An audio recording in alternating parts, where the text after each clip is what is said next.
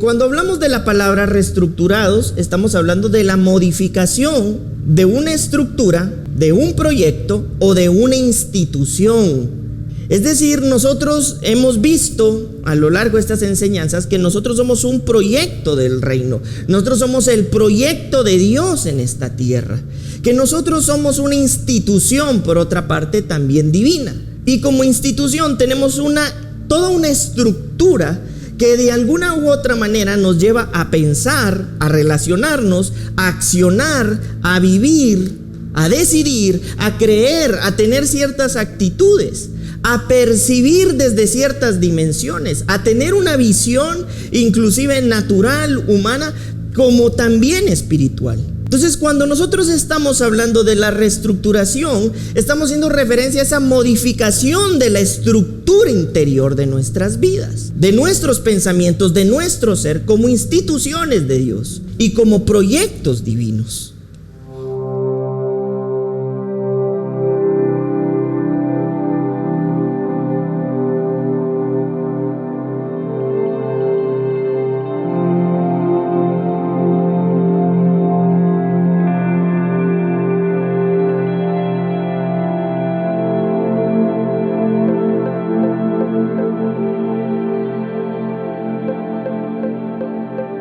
Casa de Fe.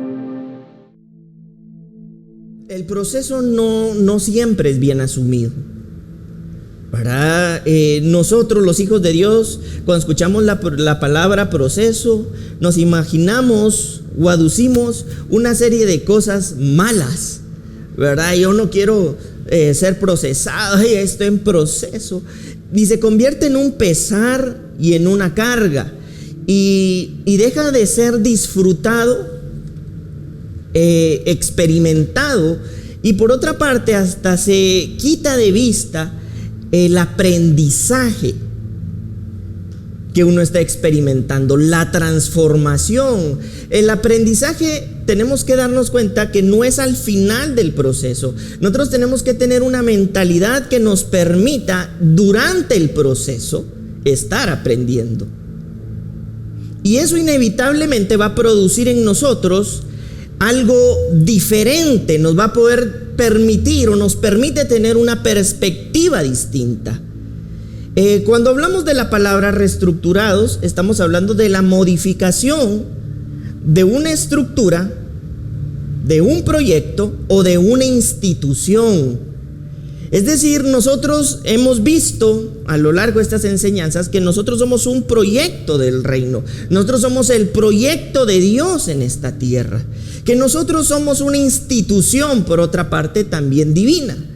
Y como institución tenemos toda una estructura que de alguna u otra manera nos lleva a pensar, a relacionarnos, a accionar, a vivir, a decidir, a creer, a tener ciertas actitudes, a percibir desde ciertas dimensiones, a tener una visión inclusive natural, humana, como también espiritual. Entonces, cuando nosotros estamos hablando de la reestructuración, estamos haciendo referencia a esa modificación de la estructura interior de nuestras vidas, de nuestros pensamientos, de nuestro ser, como instituciones de Dios y como proyectos divinos. Y para eso yo quisiera que pudiéramos leer una de las cartas del apóstol Pablo en 2 de Corintios 3:18, y dice lo siguiente: por tanto nosotros todos, ¿quiénes? Todos. ¿Quiénes? ¿Pero quiénes son todos? Por tanto nosotros todos, mirando a cara descubierta, como en un espejo, la gloria del Señor, somos transformados de gloria en gloria, en la misma imagen, como por el Espíritu del Señor. Yo quisiera compartirles como un tipo de testimonio, veámoslo así, que quisiera que de alguna manera se vinculara con esto. Yo nací con una enfermedad congénita del corazón. Ni me había enterado que había nacido con eso, porque yo en realidad hice mi vida bastante normal hasta hace unos 7 años. aproximadamente. Hace 7 años me diagnostican la enfermedad con la que yo había nacido. Y recuerdo muy bien que cuando a mí me diagnostican la enfermedad, en lo personal no me puse triste, ni me puse angustiado. Solamente yo dije que la enfermedad que yo podía padecer no iba a impedir que yo cumpliera el propósito para el que había nacido. Y me convencí tanto de eso que hasta el día de hoy lo he creído, al punto que hace unos 3 o 4 años aproximadamente me vuelven a hacer unos exámenes y pues la enfermedad ya no aparece. Yo recuerdo muy bien que en esa ocasión yo estaba orando, me comunico con alguien de mi equipo y le digo: mira, todavía no me habían diagnosticado a favor, bueno, no me habían diagnosticado a favor, en contra ya. Y le dije: pero yo percibo que algo pasó en mi cuerpo. Y efectivamente a los días pues me dicen que no, ya no tengo lo que en algún momento se decía que yo tenía. Pero eso también a mí me llevó a algo, a una actitud de agradecimiento. Esa actitud de agradecimiento se convirtió en mi vida en una disciplina, ¿verdad?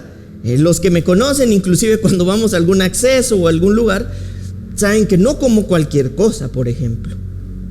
Porque empecé a valorar a una mayor medida mi salud.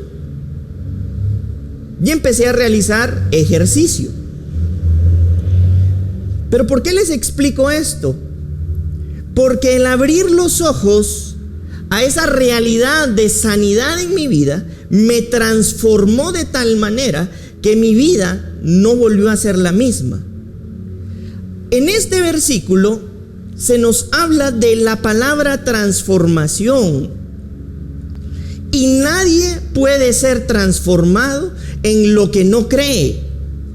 Tú no puedes transformarte en lo que tú no crees. Cuando a mí me diagnostican la enfermedad, yo lo que traigo a mi mente es que la enfermedad no me iba a detener en el cumplimiento del propósito que me había creado. Quizás el diagnóstico era contrario, pero yo estaba convencido desde la perspectiva espiritual que el propósito para el que había nacido iba a ser cumplido. La transformación viene de un griego, el griego metamorfo. Por eso es que de este griego metamorfo es que nosotros conocemos en el castellano o en el español la palabra metamorfosis. Y metamorfosis, en otras palabras, es transformación. Pero cuando nosotros hablamos de transformación o del metamorfo, estamos hablando de un cambio. Y esto lo vamos a ver, la palabra siguiente, que en lo personal a mí me impacta mucho y me renueva y me transmite vida, es que la palabra transformación también significa transfiguración. Y ya lo vamos a desarrollar en unos breves minutos. Y transformación, metamorfo o metamorfosis, también habla de un cambio de forma. Es decir, esto en lo personal es poderoso, porque quiere decir entonces que el proceso de reestructuración de Dios tiene como fin la transformación, la metamorfosis y la transfiguración de tu vida. El proceso no es un enemigo, y eso es lo primero que tenemos que tomar en cuenta, y es ahí donde debemos empezar a cambiar esa perspectiva tan distante que tenemos sobre el proceso. El proceso, un enemigo. Ahí estoy siendo procesado, ¿verdad? Y sí, probablemente nos puede producir dolor, angustia, pero el fin del proceso no es ese. No es angustiarte. No es mantenerte en sufrimiento. Es transformarte. es cambiarte de forma, es transfigurarte. Ya lo vamos a ver. Uy, el pastor, ¿cómo dice transfiguración? ¿Sabe? Está loco, hereje. Pero también dice aquí algo verdaderamente importante. Y dice que la idea de esta transformación es que haya un mayor peso de gloria en gloria, pero previo a eso dice para que seamos como un espejo reflejando la gloria del Señor. Cuando la Escritura habla de este espejo, está hablando de reflejar la gloria del Señor, pero también hace referencia a ser como un vaso de cristal. En un vaso de cristal, sabes lo que el vaso contiene. ¿Por qué? Porque es transparente. Es decir, el hecho de que nosotros hayamos sido llamados para ser transformados es porque la idea original que Dios tiene en nuestras vidas es que pueda apreciarse lo que hay en el vaso. Por eso es que la Escritura habla de los vasos de honra, por ejemplo, o de esos vasos como de barro, pero no necesariamente porque sean de barro, sino porque lo que pretende dar como un ejemplo, o lo que nos trata de decir es que lo más importante dentro de ese vaso no es lo externo, sino lo que contiene. Entonces dice, la idea de esto es que seamos transformados de gloria en gloria, de tal manera que podamos reflejar como ese espejo, como un vaso, lo que contiene nuestros corazones, lo que contiene nuestros pensamientos, a quien contenemos como ese líquido, como ese vino, como esa sustancia, como esa esencia en nuestras vidas. Y entonces dice este mismo versículo que esa transformación gloriosa nos conduce a algo. Y nos conduce a la semejanza. ¿A la semejanza de quién? De Jesús, de Cristo. Y cuando nosotros leemos la palabra semejanza, estamos haciendo referencia a algo que es tal como, exactamente igual. Es decir, el proceso de reestructuración y de transformación tiene un objetivo específico. El objetivo específico es que pueda percibirse lo que hay dentro de ti. Y que eso que hay dentro de ti, a través del proceso transformador y reestructurador de Dios, te conduzca a ser tal como es Cristo.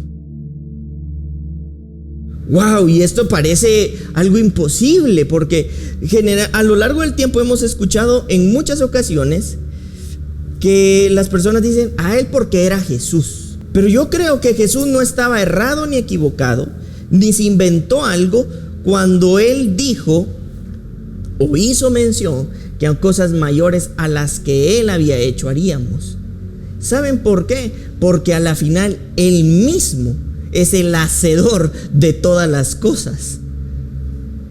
La diferencia es que él dejó de estar en forma física para pasar a una acción, a una sustancia espiritual, para que entonces nosotros, como los vasos, podamos a través del proceso transformador reflejar lo que contenemos y que nos conduce a ser como Cristo.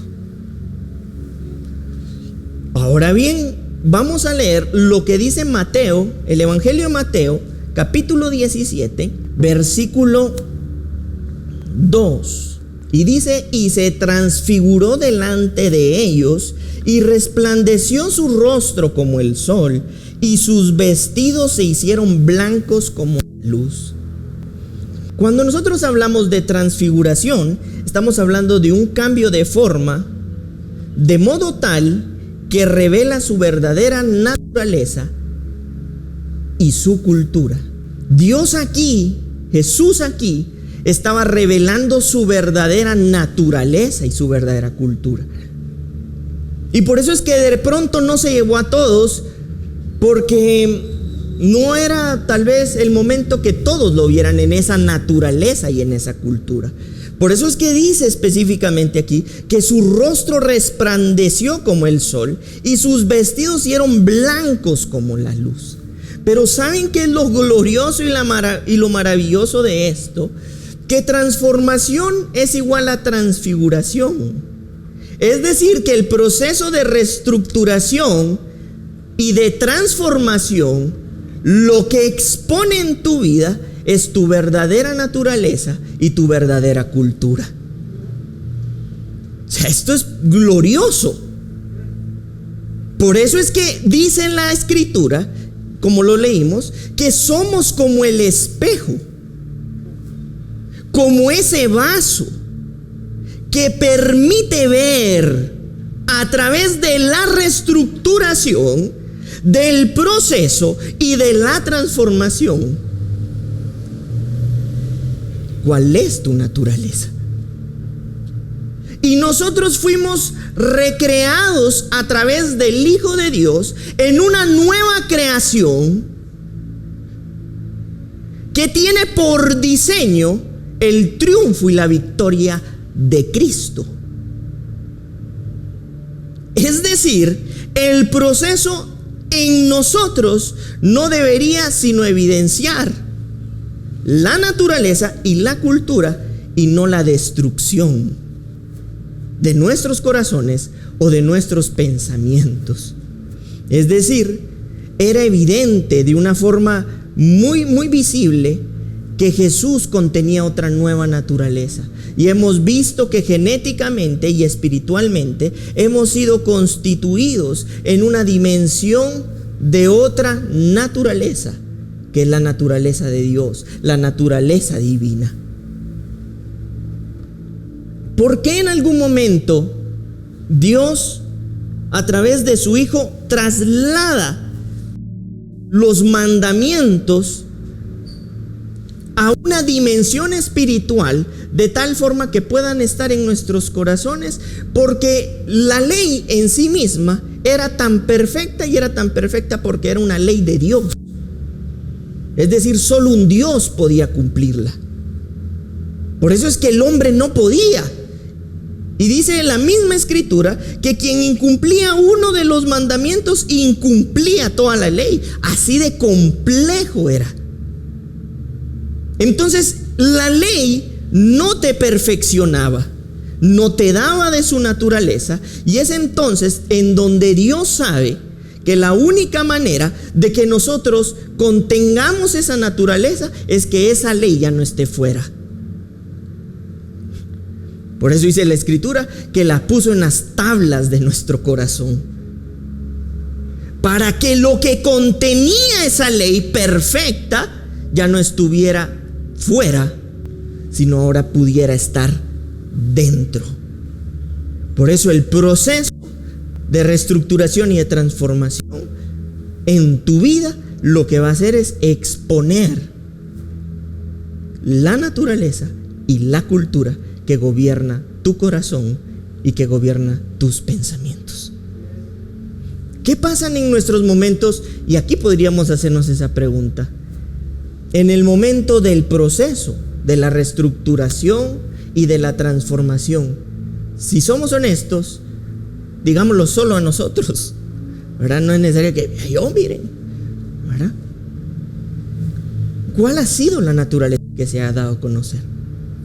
¿Cuál ha sido la cultura que traemos a luz? A la vez hasta se me olvidaba que me aparecía mi abuelito, ahí sale todo ¿verdad?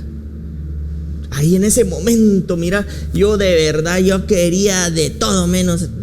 O sea, ¿qué es lo que se expone? ¿Qué cultura es la que gobierna? ¿Qué naturaleza? Por eso es que nosotros necesitamos de aquellas personas que por gracia y por amor han ido expresando progresivamente, porque es progresivo, una naturaleza mayor, para que nos puedan conducir y decir, la exposición de la reestructuración, de la transformación en tu vida, lo que está exponiendo es tu verdadera naturaleza, pero resulta que no es la de Cristo, no es la nueva. Ya es ahí donde se nos hace el corazoncito de manera especial, pero avanzamos. Vamos a leer lo que en la carta de Pedro, 1 de Pedro 1:6. Miren lo que dice aquí: en lo cual vosotros os alegráis, aunque ahora por un poco de tiempo, si es necesario, tengáis que ser afligidos en diversas pruebas, para que sometida a prueba vuestra fe, mucho más preciosa que el oro, el cual aunque perecedero se prueba con fuego, sea hallada en alabanza, gloria y honra cuando sea manifestado Jesucristo. ¿Cuántos hemos pasado en algún momento por un tipo de proceso que es como un horno? Y dice la Escritura: en eso alegrate, porque por poco tiempo, si es necesario, serás afligido en diversas pruebas, para que sometida a prueba vuestra fe, esta es más preciosa que el oro, el cual aunque perecedero se prueba con fuego, sea hallada en alabanza, gloria y honra cuando sea manifestado Jesucristo. Nosotros tenemos a Jesús en nuestras vidas a través de su Espíritu como el autor y el consumador de la fe, pero también tenemos en nosotros el don de la fe, el don que nos permite tomar acciones muchas veces arriesgadas, donde nadie ve la oportunidad. En medio del riesgo nosotros tenemos la oportunidad de poder creer. Pero nosotros vemos aquí claramente que la única forma en la que sea expuesto lo que está gobernando nuestro corazón es a través de muchas ocasiones de las diversas pruebas que producen una reestructuración de proceso y de transformación. Así que cuando tú estés en medio del proceso, a lo que debes estar atento y vigilante es qué es lo que se está exponiendo en tu vida: la nueva naturaleza o la antigua naturaleza. Y es fácil de reconocer, ¿verdad? La antigua naturaleza: esta es una lata, ¿por qué a mí me pasa? Si Dios a mí me amara, ¿verdad? Y tenemos la nueva naturaleza, en donde inicia el proceso que empieza a exponer lo que hay en nuestro corazón. Y dice aquí que esto que hay en nosotros sea hallado en alabanza, gloria y honra cuando Jesucristo es manifestado en nosotros. Yo estoy seguro y estoy convencido que nosotros fuimos llamados por el Señor para ser reestructurados, bendecidos, fortalecidos y transformados a una dimensión de poder y gloria en el Hijo de Dios.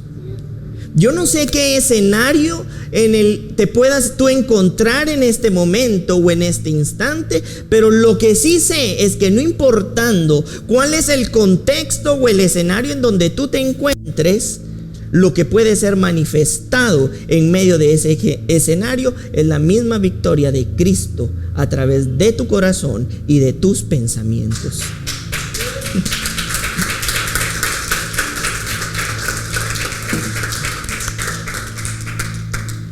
Tú te vas a dar cuenta que la victoria no está en el entorno. La victoria está en ti. La forma en la que percibes, aprecias, valoras, interpretas, disciernes todo lo que está sucediendo es tu verdadera victoria. Hay un momento donde Jesús, y esto se los he dicho, le dice a Pedro: serás zarandeado.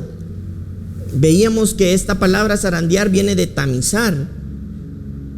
Y este tamizaje es un proceso mecánico en el que se separan dos partículas, en donde lo grueso se separa de lo más fino. Y es en ese proceso donde Jesús le dice: serás tamizado, serás procesado de tal forma que quedes más fino o quede lo más fino de ti. Y cuando esa versión más fina de ti, reestructurada, procesada y transformada sea, va a suceder algo completamente diferente a lo que antes había sucedido. Y eso es diferente que va a suceder, es de que por estar más fino o afinado o afirmado o fortalecido o convencido, resultado de la reestructuración, del proceso, de la transformación y de la transfiguración, surgirá en ti la capacidad de afirmar a tus hermanos. El hecho que Jesús le haya anunciado a Pedro lo que iba a pasar después del proceso era porque Jesús sabía que el proceso de reestructuración, de transformación y transfiguración iba a dejar fino a Pedro y más semejante que a Cristo. Por eso es que cuando nosotros entramos en el proceso, en la transformación, en la reestructuración, en la transfiguración, este tamizaje que separa lo robusto y deja lo fino, produce semejanza con Cristo. Y en esa semejanza con Cristo, y en la medida en la que avanzamos, crecemos. Y como crecemos, como le dijo Jesús a Pedro, tendremos entonces ahora una mayor fineza por la naturaleza expuesta de afirmar a nuestros hermanos. Es decir, en otras palabras, el proceso de reestructuración, el proceso de transformación, el proceso de transfiguración, lo que produce en tu vida es una mayor exposición de la naturaleza que te gobierna y de la cultura de esa naturaleza. Por eso el proceso no es negativo, es un aliado que va a permitir que en ti sea expuesto en una mayor dimensión lo que como tú como vaso, tú como espejo contienes. Por eso es que el proceso en nuestras vidas va formando nuestros corazones. Y a veces pasamos por momentos que sentimos que le subieron demasiada a la temperatura, pero que aún importando cuál sea la temperatura en donde pasemos, el tamizaje va a separar lo grueso, lo robusto, lo inservible de lo fino, de la naturaleza que poseemos. Todos vivimos procesos de reestructuración y de formación, por supuesto. Esto no es exclusivo, solo aquel. No, este es un proceso que vivimos todos los hijos de Dios. Algunos de una manera y otros de otra manera. Y este proceso al que me refiero tiene dos etapas que yo quisiera que pudiéramos separar. O al menos yo las separo en estas dos. Uno, cuando hablamos del proceso interno, que ya lo vamos a desglosar o a explicar, que se refiere a las decisiones personales. Y dos, el externo que repercute en lo interno. Y esto tiene que ver con acontecimientos, relaciones y situaciones. En el interno te pongo un ejemplo bíblico, el ejemplo de Zaqueo. Jesús viene y está hablando con Zaqueo, y Zaqueo, de su propia voluntad o resultado de lo que Jesús estaba transfiriéndole, él decide devolver todo lo que había robado. Dijo: sí, he sido demasiado corrupto, ya no seré más corrupto. Trayéndolo al día de hoy, he sido muy mentiroso, dejaré de ser mentiroso. He sido demasiado desordenado, dejaré de ser desordenado. Y aun cuando ese proceso es interno, porque surge de nosotros, es un poco más sencillo que cuando las cosas vienen de lo externo y repercuten en lo interno. Porque como ese está de alguna manera surgiendo bajo nuestro control, nos hace sentir seguros. Pero cuando sucede que viene desde lo externo y repercute en lo interno, tenemos acontecimientos, relaciones y situaciones que nosotros ni siquiera nos imaginábamos que podían suceder. Y estas probablemente son las que en algún momento más nos mueven. Es donde decimos, ¿y por qué esta situación? Y nos sentimos ahogados, o en una relación, ¿y por qué esta situación pasó? ¿Y por qué este acontecimiento? Porque el proceso tiene dos fases de impacto en nuestro corazón. Las que provienen como surgidas del Espíritu en nosotros, que son decisiones, y pongo el ejemplo de Zaqueo, y hay acontecimientos, la fase 2, de aquellas situaciones que no estaban dentro de nuestra perspectiva, que ni siquiera imaginábamos por dónde iban a aparecer o iban a salir, pero que llegan y producen dentro de nuestros corazones y dentro de nuestros pensamientos ciertas ideas, ciertos pensamientos, ciertas acciones, y las vamos a ver un poquito más adelante. Pero no importando cuál de estas dos fases suceda, el objetivo o el propósito es conducirnos a la semejanza de la naturaleza viva de Jesús a través de su Espíritu Santo. Es decir, sea como lo de Zaqueo, o sea como una situación que impacta nuestros corazones, la idea de este proceso, de esta reestructuración, es producir la semejanza, las condiciones a través del Espíritu Santo para parecernos más al Hijo de Dios.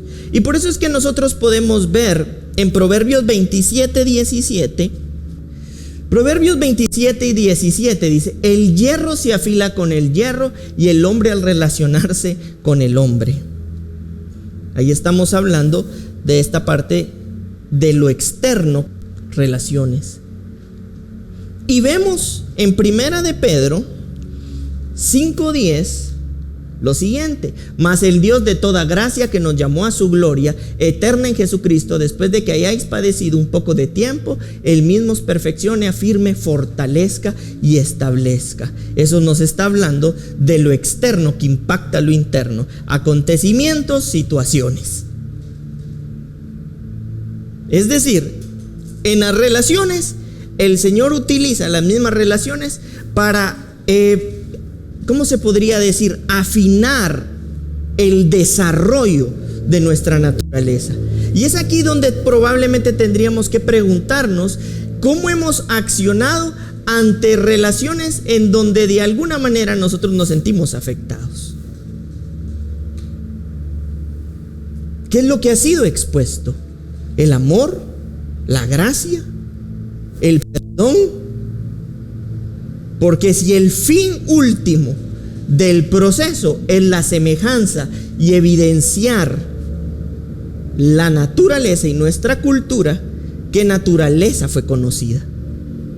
Cuando nos ha tocado ser procesado o procesados a través de las relaciones. Si el Señor te afina en las relaciones, te procesa y te transforma, lo más probable es que la idea que Dios tiene sobre esto es que en cualquier acontecimiento, inclusive personal, pueda ser expuesto Cristo, aun cuando pareciese lo más injusto, lo menos bueno o lo que menos quisiéramos. Y por eso les decía, esta fase en donde somos procesados, esta dos que impacta lo externo a lo interno, es la que probablemente omitimos y dejamos generalmente afuera. No proceso solo si es solito, a mí me toca y yo ahí voy. No, pero dice la Escritura que también lo hace a través de los hombres. Y vemos en Primera de Pedro 5:10 que también utiliza situaciones. Es decir, el Señor no solamente utiliza cosas, momentos, utiliza gente. Si la transfiguración es la verdadera exposición de la naturaleza, ¿qué se ha expuesto en medio de acciones de deslealtad? ¿Qué ha sido expuesto en medio de la traición? ¿Qué ha sido expuesto en medio del dolor? ¿Qué ha sido expuesto en medio del engaño? En Zaqueo decisión de él, seguramente inspirada por el Espíritu, que lo procesa, porque está dejando de ser ladrón corrupto, ¿verdad? Pero también hay otras formas en las que Dios va a exponer la naturaleza, para que todos podamos ver lo que hay en el vaso. ¡Auch! Uy. Pero dice aquí en 1 Pedro 5:10,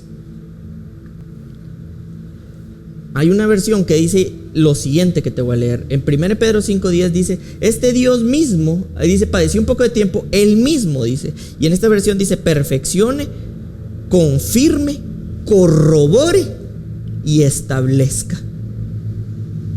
Es un proceso donde Dios mismo empieza a corroborar la naturaleza que gobierna nuestro corazón. Y es ahí donde a veces pegamos un par de gritos. ¿Por qué? Porque estamos siendo procesados a la imagen de Cristo. Y ya vamos a ver algunos ejemplos de esto. Por eso es que rápidamente yo quisiera que pudiéramos leer Gálatas 5:16, el fruto de la carne. En el versículo 17 dice, porque el deseo de la carne es contra el espíritu, y del espíritu es contra la carne.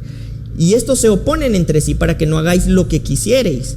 Pero si sois guiados por el espíritu, no estás bajo la ley. Y manifiestas son las obras de la carne, que son adulterio, fornicación, inmundicia, lascivia, idolatría, hechicería, enemistades, pleitos, celos, iras, contiendas, disensiones, herejías, envidias, homicidios, borracheras, orgías y cosas semejantes a estas, acerca de las cuales os amonesto, como ya lo he dicho antes, que los que practican tales cosas no heredarán el reino de Dios. El reino no se hereda en muertos, el reino se hereda en vida. Pero pasa algo aquí verdaderamente poderoso. A través de lo que Proverbios 27:17 nos dice, que el Señor nos afina en las relaciones, es donde tenemos que ver si de pronto las expresiones que hemos tenido son de enemistades, pleitos, celos, iras, contiendas, disensiones, envidias o cosas semejantes a estas. O en el versículo 22 tenemos el fruto del Espíritu, donde aún en medio de lo que parece injusto e incorrecto, hemos manifestado el fruto del Espíritu, que es amor, gozo, paz, paciencia, benignidad, bondad, fe, mansedumbre, templanza. Contra tales cosas no hay ley. Pero los que son de Cristo han crucificado la carne con sus pasiones y sus deseos. El fruto del Espíritu. La única forma en la que tú puedes comer de un fruto es que el fruto sea expuesto. Es decir, si hay un árbol que tú sabes que va a dar manzana, pero no la tiene, ¿cómo te la vas a comer? No voy a comer esa manzana y no ha dado manzanas. La única forma en la que tú puedes comer una manzana de un árbol de manzanas es de que el fruto esté expuesto. Entonces, ¿por qué te digo esto? Porque la única forma en la que se hace visible el fruto que contenemos es a través del proceso de transformación y de transfiguración, que no deja remedio alguno de exponer o para exponer el fruto que gobierna nuestros corazones. Y es de pronto ahí donde tenemos que ponernos a pensar cuál ha sido el fruto expuesto. Pleitos, disensiones, contiendas, envidias o cosas semejantes a estas, o amor, paz, benignidad, bondad, mansedumbre, templanza, benignidad. Y dice, y contra tales cosas no hay ley. ¿Por qué? Porque este es un fruto que se encuentra en una dimensión tal espiritual que está por encima de las cosas establecidas por los hombres. Porque generalmente un hombre no lo entendería, un hombre no lo comprendería. Pero todo este proceso de reestructuración y de formación tiene un objetivo. Vamos a ver ejemplos rápidamente en el antiguo pacto de esto que les digo. Vamos a ver lo que dice 1 Samuel, capítulo 19, 1 al 3 dice: habló Saúl a Jonatán, a su hijo, y todos sus siervos, para que matasen a David. Pero Jonatán, hijo de Saúl, amaba a David en gran manera, y dio aviso a David diciendo: Saúl mi padre procura matarte, por tanto cuídate hasta la mañana, y estate en un lugar oculto y escóndete. Y yo saldré y estaré junto a mi padre en el campo donde estés, y hablaré de ti a mi padre y te haré saber lo que haya. Vamos a ver lo que dice 1 Samuel 26, versículo 7. David pues y Abisaí fueron de noche al ejército, y he aquí que Saúl estaba tendido durmiendo en el campamento, y su lanza clavada en la tierra en su cabecera, y Abner y el ejército estaban tendidos alrededor de él. Entonces dijo Abisaí a David: hoy ha entregado Dios a tu enemigo en tu mano. Ahora pues déjame que le hiera con la lanza, y lo enclavaré en la tierra de un golpe, y no le daré segundo golpe. Y David respondió a Abisaí: no le mates, porque quien extenderá su mano contra el ungido de Jehová y será inocente. ¿Por qué les menciono esto? Recordemos, y esto es algo que debemos aprender. Desde el Génesis hasta el Apocalipsis tenemos que aprender a encontrar a Cristo en las historias, en estos acontecimientos. Y David era una figura que reflejaba el corazón de Dios, el fruto del Espíritu. Y estaba Saúl, que representaba el fruto de la carne. ¿Y cuál era la actitud de Saúl? Querer matar a David porque le tenía envidia, dice la Escritura. ¿Y cuál fue la acción visible del fruto del corazón de David? Que cuando tuvo la oportunidad de matarlo, no solo una, sino 2 veces, expuso su amor, su lealtad, su benignidad, su bondad, su templanza. En otras palabras, David, como figura de Jesús en ese tiempo, expuso el gobierno de Cristo en su corazón, y por eso no lo mató. Ahora vemos también en el Antiguo Testamento otro ejemplo, el de José, en Génesis 45. Dice: José ya no se podía contener delante de los que estaban a su servicio. Entonces dijo: salgan todos de aquí. Así que ninguno de sus siervos estaba allí cuando le reveló su identidad a sus hermanos. Sacó a todos para poder mostrarse a sus hermanos. Lloró tan fuerte que todos los egipcios y la casa del faraón lo escucharon. José les dijo a sus hermanos: yo soy José. ¿Todavía está vivo mi papá? Pero sus hermanos no le contestaron porque quedaron aterrados al estar frente a él. Entonces José le dijo a sus hermanos: por favor, acérquense a mí. Ellos se acercaron y José les dijo: yo soy su hermano José, el que ustedes vendieron como esclavo a Egipto. Versículo 5: no se preocupen ni se enojen con ustedes mismos por haberme vendido, pues Dios me mandó antes que ustedes para salvar vidas. Ya llevamos 2 años de hambre en la tierra y todavía quedan otros 5 años sin que se pueda cosechar. Pero Dios me envió antes que ustedes para asegurarse de que algunos de ustedes sobrevivan en la tierra y permitirles que vivan de una manera extraordinaria. Recordemos nuevamente que José era una figura de Jesús. ¿Qué hubiera sido lo más fácil para José? ¿Qué hubiera sido lo más fácil para David? José tenía ya todo el poder del mundo y podía desquitarse. Era el segundo hombre más importante dentro de la nación más importante del mundo. Una nación que a través de la misma vida del Espíritu él había conducido a ser la nación más poderosa en el tiempo de la crisis. Egipto no llegó a ser la más poderosa por el tiempo de la abundancia, sino porque fue muy bien manejada la crisis que vivió. Y fue bien manejada la crisis por la vida en el espíritu que tenía este hombre como figura de Jesús. Pero aquí claramente vemos 2 ejemplos del Antiguo Testamento o del Antiguo Pacto, donde estas figuras de Jesús expusieron en un proceso reestructurador y transformador la verdadera naturaleza y la verdadera cultura del reino. David tenía tal vez ganas de matarlo, no lo sabemos, pero lo que fue expuesto es que Dios gobernaba su corazón. José tenía todo el poder para desquitarse de los que le habían hecho mal, absolutamente todo, y no solamente no les hizo mal, sino les hizo bien, a diferencia todavía de David. Y no solamente no les hizo bien, sino les habló básicamente como un embajador de Dios. Y les dice: yo fui enviado para este momento, para mantenerlos con vida, y no solo con vida, sino que tengan una vida extraordinaria. No se enojen con ustedes mismos. Era un plan de Dios. Entendía desde otra dimensión el proceso reestructurador de Dios. Por eso el proceso reestructurador de Dios es como ese tamizaje donde separa las partículas ásperas de tu corazón, de tus pensamientos, para hacerte cada día más como Cristo.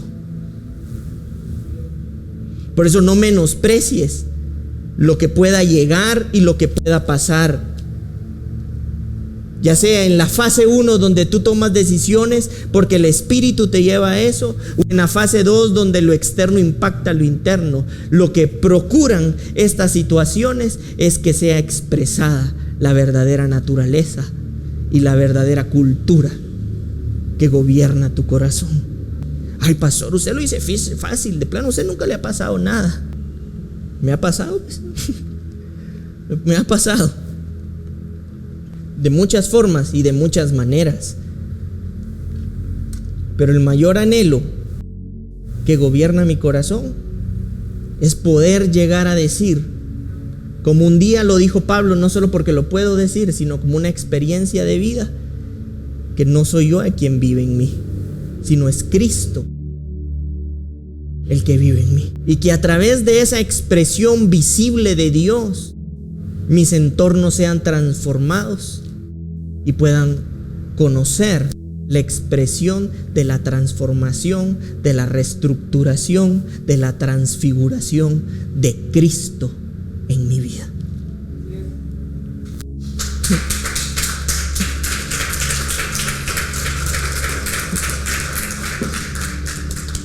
Vemos nosotros también en Jesús, en Mateo 26:23. Entonces él respondiendo dijo: el que me mete la mano conmigo en el plato, este me va a entregar. Qué evidente, ¿va? Sí, porque les estoy diciendo, el que meta la mano en la comida es el que me va a entregar. Me imagino a Judas. ¿Y quién será? Y vemos en Mateo 26, versículo 69, y dice: Pedro estaba sentado fuera en el patio, y se le acercó una criada diciendo: tú también estabas con Jesús el Galileo. Mas él negó delante de todos diciendo: no sé lo que dices. Versículo 71, saliendo a él a la puerta le vio otra, y dijo a los que estaban allí: también este estaba con Jesús el Nazareno. Pero él negó otra vez con juramento: no conozco al hombre. Versículo 73, un poco después, acercándose los que estaban por allí, o por allí estaban, dijeron a Pedro: verdaderamente también tú eres de ellos, porque aún tu manera de hablar te descubre. Versículo 74, entonces él comenzó a maldecir y a jurar: no conozco al hombre, y enseguida cantó el gallo. Versículo 75, entonces Pedro se acordó de las palabras de Jesús que le había dicho: antes de que cante el gallo me negarás 3 veces, y saliendo fuera lloró amargamente. Vamos a leer lo que dice en Juan capítulo 21, y ahorita se los explico. Capítulo 21, versículo 3, y dice lo siguiente: Simón Pedro les dijo: voy a pescar. Ellos le dijeron: vamos nosotros también contigo. Fueron y entraron en una barca, y aquella noche no pescaron nada. Versículo 4, cuando ya iba amaneciendo se presentó Jesús en la playa, mas los discípulos no sabían que era Jesús. Versículo 11, subió Simón Pedro y sacó la red de la tierra llena de grandes peces, 153, y aun siendo tantos, la red no se rompió. Y versículo 14 dice: este era ya la tercera vez que Jesús se manifestaba a sus discípulos después de haber resucitado de los muertos. Los pongo en contexto. Jesús, ¿por qué no actuó en contra de Judas si sabía que era traidor? ¿Por qué no actuó en contra de Pedro si sabía que lo iba a negar? Y este es un escenario que se está dando después de haber resucitado. Y es porque Jesús, por encima de la mala relación, estaba el propósito, y esa dimensión le permitía ver a Judas y a Pedro como aliados. Lo digo otra vez. ¿Por qué Jesús no actuó de manera con todo su enojo contra Judas? ¿Por qué no actuó con todo su ira o su enojo contra Pedro? Porque Jesús llegó a estar en una dimensión tal que sabía que necesitaba, y que Judas mismo, como Pedro, eran aliados para cumplir la razón de su venida a esta tierra. Es decir, puso por encima de la mala relación el propósito que lo había enviado. ¿Y qué permitió eso? Que no solamente Judas lo entregara y se cumpliera, sino después de haber resucitado, Jesús, después de que Pedro lo había negado, lo vuelve a buscar para volverlo a asignar en su función dentro del reino. Y así podríamos enumerar una serie de muchas otras ejemplos que encontramos en la Escritura. Pero quiero decirles eso, que el proceso en nuestras vidas forma 4 puntos importantes. 1, el carácter de Cristo. 2, expresa o manifiesta la naturaleza divina que gobierna nuestros corazones. 3, también da o expone o trae a luz la cultura que gobierna nuestros corazones. Y 4, fortalece, forma nuestra identidad de hijos.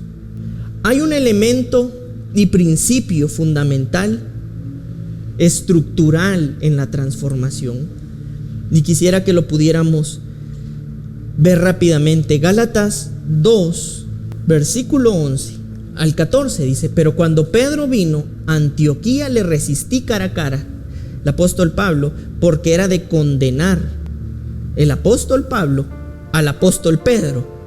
Estaban teniendo ahí su rifirrafe.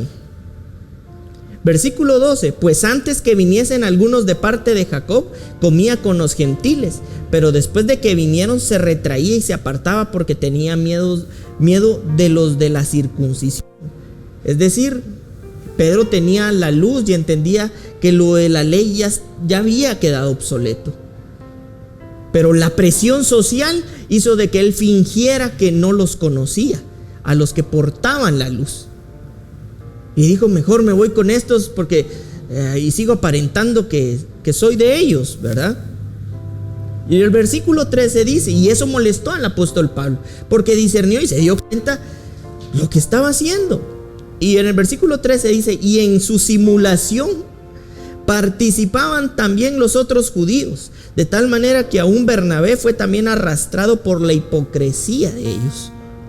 El versículo 14: pero cuando vi que no andaban rectamente conforme a la verdad del evangelio, dije a Pedro delante de todos. O sea, Pablo dijo: aquí ya lo expongo. Si tú, siendo judío, vives como los gentiles y no como judío, ¿por qué obligas a los gentiles a judaizar? Es decir, ese fue un momento fuerte. Un momento fuerte donde el apóstol Pablo confrontó al apóstol Pedro. Pero yo quisiera llegar a una conclusión, pero quisiera que viéramos unas cosas básicamente rápido. En Mateo 16, 17 dice: entonces le respondió Jesús: bienaventurado eres Simón, hijo de Jonás, porque no te lo reveló carne ni sangre, sino mi Padre que está en los cielos. Y Mateo 7:13, no sé si lo tenemos: entrad por la puerta estrecha, porque ancha es la puerta y espacioso el camino que lleva a la perdición, y muchos son los que entran por ella. Pero pasa algo aquí que yo quisiera que pudiéramos notar. El problema de Pedro no era un tema de entendimiento. El problema de Pedro no era un tema de revelación. El problema de Pedro era su orgullo, su cultura, su carne. Y en otras palabras, la ausencia de un corazón sencillo y obediente. ¿Cómo es posible que el primer apóstol que estuvo con Jesús, que fue el primero en tener la revelación de que era Cristo, se le hayan cerrado los ojos espiritualmente y terminar actuando como actuó? Lo que sucede aquí es básicamente sencillo. Pedro tenía el entendimiento, Pedro tenía la revelación, pero a Pedro le estaba haciendo falta ser humilde, ser obediente y ser sencillo. Para nosotros ser procesados en la vida del reino, desde el impacto de lo externo a lo interno a nuestro corazón, no es que nos haga falta revelación, no es que nos haga falta entendimiento. Lo que nos está faltando es un corazón sencillo y obediente. Por eso es que cuando a través de las relaciones, de las situaciones y de las circunstancias estas llegan, a nosotros no nos está faltando luz, revelación y el misterio de... Nos está faltando humildad, nos está faltando sencillez, nos está faltando que nos gobierne la naturaleza y la cultura de Cristo. Con esto voy a ir cerrando. Vamos a leer lo que dice Jeremías 17, capítulo 17, versículo 5. Este versículo. Así ha dicho Jehová: maldito el varón que confía en el hombre y pone carne por su brazo, y su corazón se aparta de Jehová. Versículo 6. Será como el retama en el desierto y no verá cuando viene el bien, sino que morará en las sequedades, en el desierto, en tierra despoblada y deshabilitada. Versículo 7. Bendito el varón que confía en Jehová y cuya confianza es Jehová. Versículo 8. Porque será como árbol plantado junto a las aguas, junto a la corriente, echará sus raíces y no verá cuando viene el calor, sino que su hoja estará verde, y en el año de sequía no se fatigará ni dejará de dar fruto. Voy a leer el versículo 9 y dice: engañoso es el corazón más que todas las cosas y perverso, ¿quién lo conocerá? Esta es una palabra profética durísima que Dios está dando a través de Jeremías, y está hablando del corazón de Judá, está hablando de la nación que lo rechaza,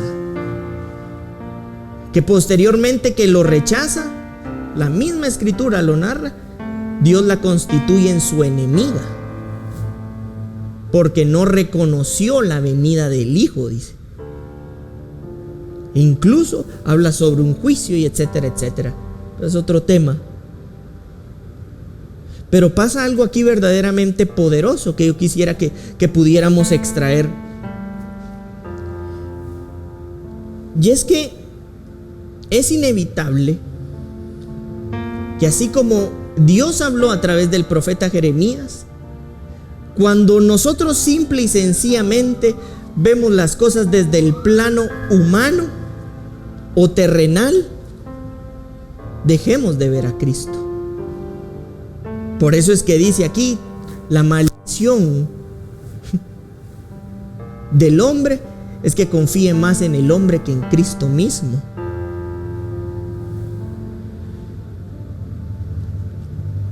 En otras palabras, lo que nosotros requerimos y necesitamos, Casa de Fe,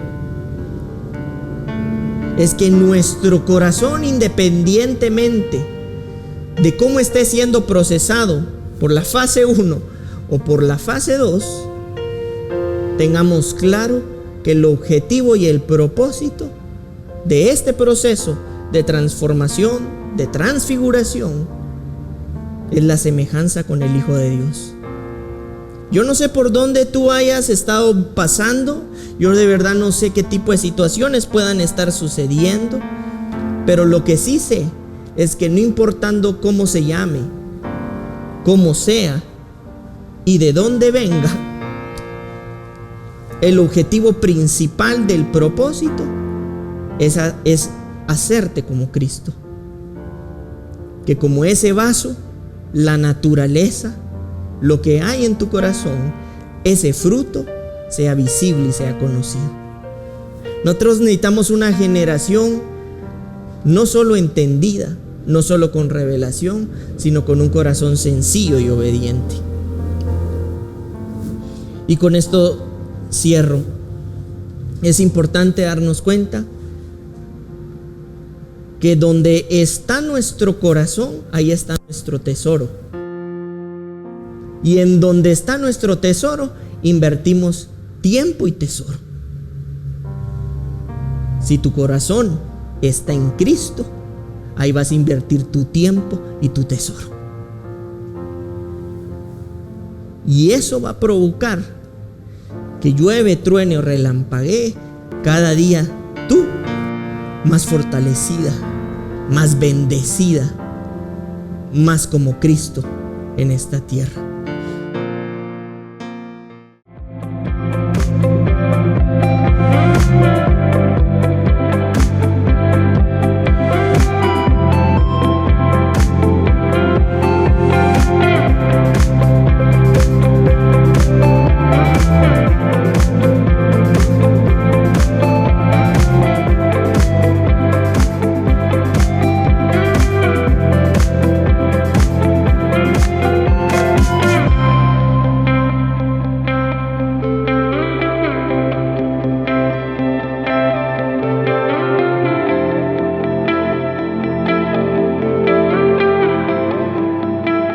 Casa de Fe.